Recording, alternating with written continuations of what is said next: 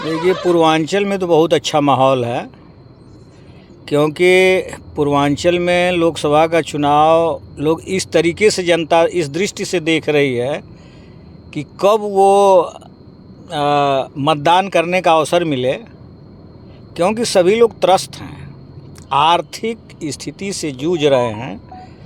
ये होली का त्यौहार अभी जल्द ही बीता है।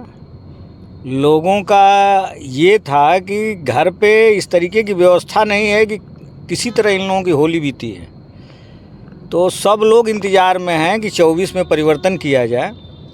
और पूर्वांचल का तो बहुत बड़ा संदेश देश के लिए रहेगा कि परिवर्तन होने जा रहा है। बीजेपी कहती है इस बार 400 पार, उत्तर प्रदेश में 80, कैसे देखें? अब उनका 400 पार तो भाई पहले से ही लोग बोल देते हैं, घोषणा कर देते हैं। हालांकि ये नहीं होना चाहिए। सत्ता में लोग हैं, किसी आधार को देखते हुए घोषणा कर रहे होंगे, लेकिन जनता का आधार तो ये नहीं बताता है कि 400 से पार जाएंगे।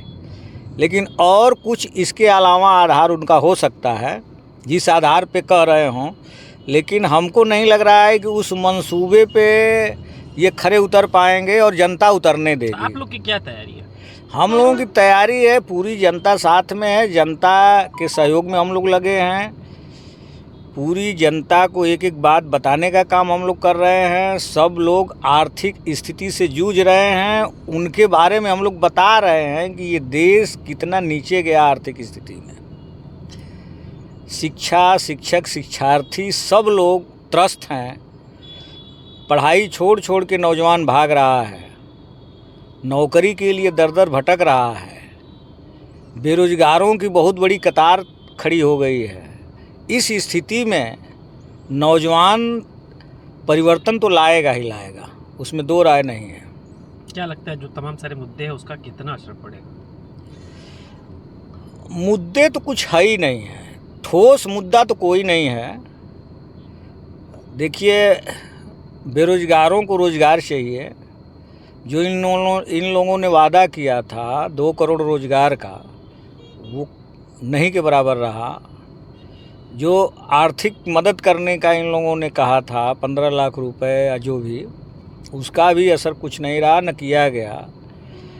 जो भी चीज़ें किसानों को देने के लिए कही गई, किसान भूखों मर रहा है।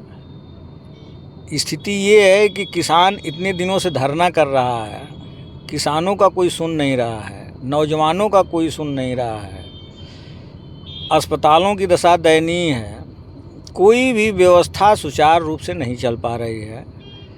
तो इसको जनता बड़ी बखूबी देख रही है, और इसको देखकर ही मतदान करने का लोग काम करेंगे। इतना आसान नहीं है कि 400 पार ये लोग चले जाएंगे।